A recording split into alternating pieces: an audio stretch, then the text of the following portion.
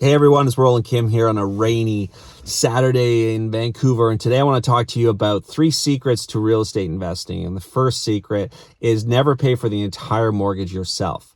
Now, if you're able to buy a property with multiple bedrooms, find a way of doing real estate hacking. Find folks that can rent out the room so that you're not paying all the expenses or the mortgage yourself. Now, bringing it back to what I did 18 years ago, I knew I had a very tight budget. I knew that I didn't want to pay the mortgage entirely by myself. And I was willing to go anywhere in the greater Vancouver area for a small amount of budget that I had, as long as I didn't have to pay the mortgage myself. What I ended up finding was a different type of form of ownership and undivided interest. And I ended up purchasing not in an area I wanted to live, but rather in an area that I could afford, where I could have a second bedroom and rent it out to students who are going to Simon Fraser University. I bought that property. Again, keep in mind, it's not where I wanted to live. It's not the type of ownership I wanted to live. And it's also the type of property that I needed. And what I mean by that is I did not have more money beyond the down payment and servicing the mortgage to pay for special assessments. So it was also really important for me to find an older property that was not intending to do a lot of upgrades. And so what I found was an old, 3-story wood frame complex that sat on a lot of land, but the culture of the organization, the strata body, was that they were not looking to update everything. Rather, they were looking just to maintain it enough that down the road it would be a land sale, and that would be the exit strategy. So again, my criteria was not paying the mortgage myself, having a roommate, and being in an area that was easily rentable, and it fit my budget, and it was a complex that wouldn't ask for a lot more money in the future. And it was very, very successful to me. I still own that complex to this day. It's currently rented out to students. And while I lived there for the first 8 years, I had amazing roommates. The roommates became friends. Some of the roommates became real estate clients. Some of the roommates I, to this day, am in contact with. And I can tell you that they were very happy. For the rent that they paid was a bit below, other apartments. And that paid for my mortgage and a little bit of my utilities. And so it really helped me get into the real estate market. And to this day, I still own that rental property. Secret number 2 is find a deal, make a deal. And what I mean by that is, go find a seller that might be looking to sell privately, might be looking to sell in a certain timeline that doesn't make them easily available to go on the MLS system and sell for top dollars to the regular buyers that also are looking for a more standard purchase arrangement. And those deals are out there, but you have to be open-minded and you have to be flexible in your criteria.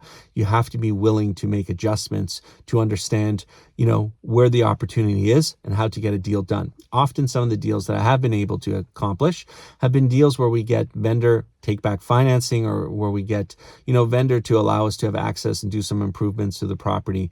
And that is really a great way of putting a deal together with a seller that, for a number of reasons, where it's completely legit, completely a win-win situation, doesn't want to go the traditional route of putting a deal together through MLS after listing it traditionally.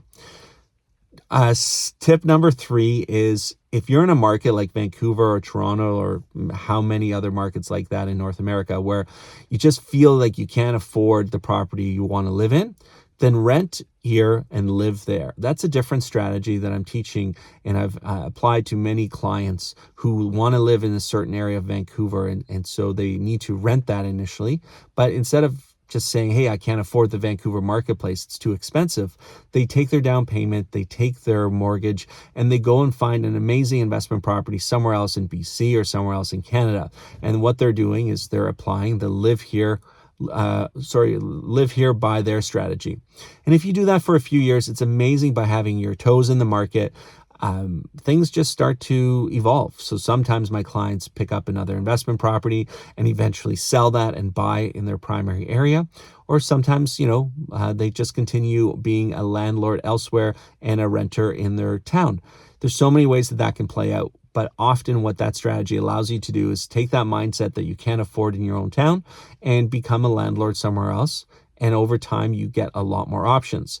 So in summary, the 3 tips were: make sure that you're not paying the mortgage entirely by yourself. Find a way of doing some real estate room hacking. And tip number 2, go find or make a deal. They're out there. You just have to be open-minded. You have to be flexible in your criteria, and you have to be driven to get a deal done. And number 3 is, if you can't find a deal locally, then rent here and buy there, and just go make it happen, because real estate continues to be one of the most amazing ways that people build equity, simply through leverage. Typically, you're putting anywhere from 5 to 20% down as a down payment, and a lender is lending you the balance, but you're getting the value. You're getting the growth of 100% when you really only have 5 to 20% of the skin in the game. And there's no other asset that allows you to give that kind of leverage, get that kind of leverage, and that kind of growth over time. For all your real estate needs, if there's anything I can help you with, it's Roland Kim with Keller Williams and the Kim Boona team in Vancouver. Have a great day.